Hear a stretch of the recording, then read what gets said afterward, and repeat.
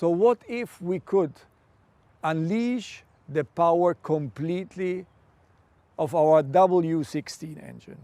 What if we could reduce the weight to a minimum?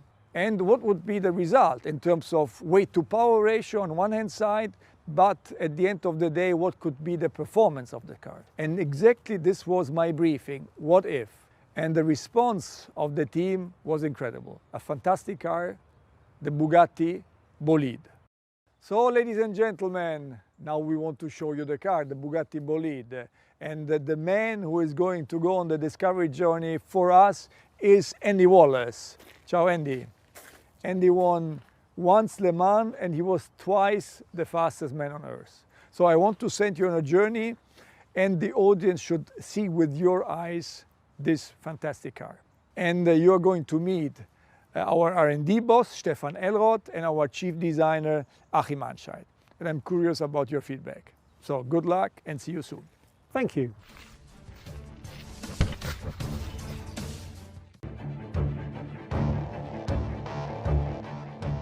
Wow, it looks absolutely stunning. What a car. We're always talking about form follows performance, and now I can see exactly what you mean. At least in the very beginning, it was only form following performance. What really would happen if we strip Bugatti Chiron of all its creature comfort and then position the driver quite a bit more extreme and lower in the car, and then almost shrink wrap an exterior around the driver and the technical components and make it an ultra minimal and ultra performant concept. That became the project Bolide.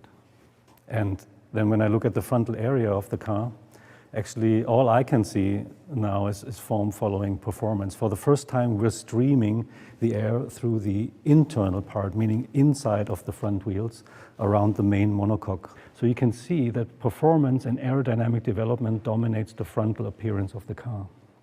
And when we go around the side, that story actually continues. Raw air into the roof scoop, hot air traveling along the cabin, fresh cool air traveling in this light blue channel towards the intercoolers, and then hot air coming from the water coolers through this enormous negative scoop behind the front wheel, and then cool air again traveling on the bottom into the oil coolers and exiting.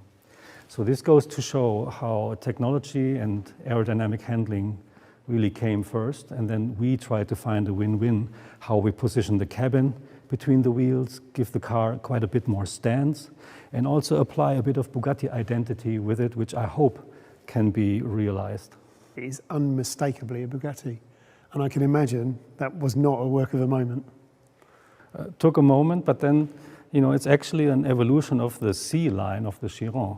And then compare that to the Bugatti line of the Divo, is quite a bit more sporty.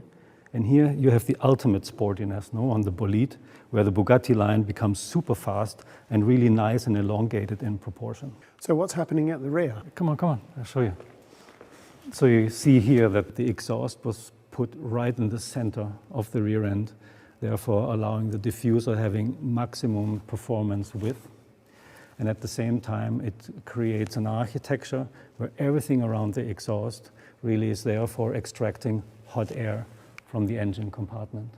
I noticed this X theme all over the car. So what's that all about? That has something to do with the experimental nature of the project. You remember the film The Right Stuff? Chuck Yeager breaking the sound barrier. Absolutely. For the very first time.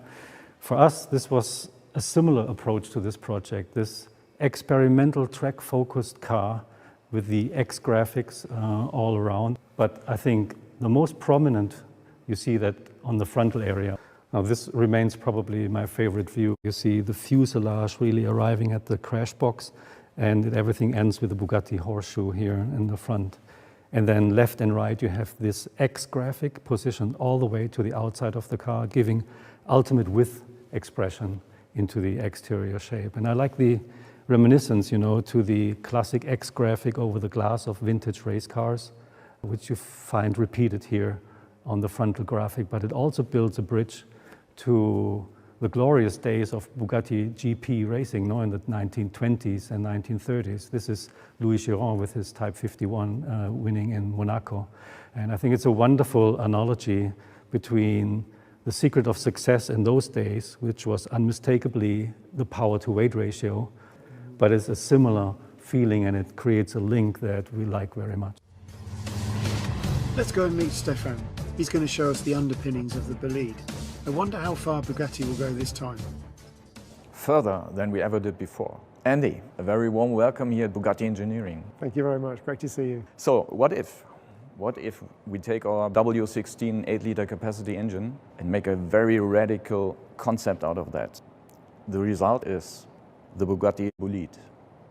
And we simulated a lot with that car, and the results are breathtaking. Staggering. To achieve this, you have to have a lot of innovations, material-wise, concept-wise in the car. For example, this one, auxiliary shaft we have here. The auxiliary shaft brings the power from the gearbox back to the rear axle. And it's a hybrid part made out of carbon fiber and with titanium fittings. Half the weight, but twice as strong as the regular one. And to think it can take all that force. Yeah, and if we walk around, there's another part I have to show you. So this is the part of a front suspension, it's double wishbone suspension, and this is the push rod. And yeah, it's printed out of titanium. Incredible, because it weighs 100 grams. And the wall thickness varies between 0.5 and 1 millimeters. It has an inner structure, printed inner structure. And the braking force of that part is 3.7 tons. So 2 Chirons. Yes, basically, 2 Chirons. Honestly, it's ridiculous how light that is when you consider how strong it needs to be. It's beautifully made too. Would you miss this one? Yes, of course. Ah, okay. As you know, of course, to get the air through the car, around the car, in the right way, it's very scientific to have the airflow there where you want to have the airflow. And basically, the car has an adjustable front splitter, adjustable rear wing, a 3-layer rear diffuser, and on the top we have air intake for the engine, and there we have inflatable bubbles on that air intake. On higher speed, if you inflate those bubbles, the air stays on the car without any kind of turbulences, so that you get a better airflow on the rear wing, and on the same way you have more downforce. And if we go on the side, the car is according to FIA free formula racing car rules. So the monocoque has an integrated rollover protection system. We have an integrated side impact protection with a coolant going through that. And we have Michelin slick tires, and the width of the tire is 340 millimeters in the front and 400. It's a massive tire, 400 in the back. It is. I think you have to have your own experience, Andy. Can I try it? Yes, jump in the car. Luckily, I brought my helmet with me. So now it's time to drive the Bolide, finally. So we've seen the underpinnings of the car and some of the exotic lightweight materials that were used in the manufacture. And now we still don't get to see the car because it's covered in this rather colourful camouflage. And with all those things that Stefan was talking about, where they saved weight using amazingly light materials, the result is a car that weighs 1,240 kilograms. Incredibly light for a 16-cylinder 2-seater car. And if we come to the back, the heart of the car, we see, of course, the W16 engine.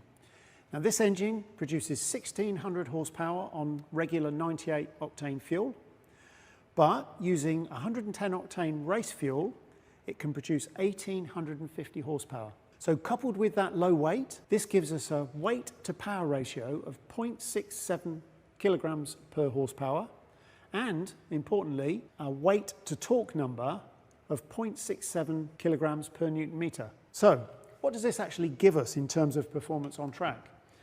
Well, the Bugatti engineers have done some simulations, and incredibly, this car could lap the Nordschleife in 5 minutes and 23 seconds. But then, importantly perhaps for me, I can relate to this very well, a lap of the Le Mans circuit in 3 minutes and 7 seconds. That's 7 seconds faster than any LMP car has ever lapped Le Mans. So incredible performance, and I really can't wait to try the car. So let's go.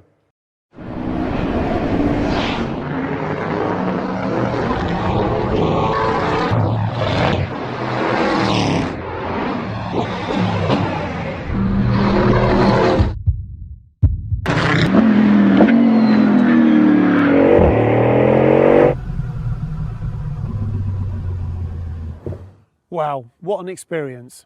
This car really does react like a proper race car. Amazing grip, high speed, low speed, the balance feels amazing, but there's one key difference. This car accelerates like nothing else I've ever experienced in my life, almost out of this world. Really an amazing car, and I'm so glad I got to drive it.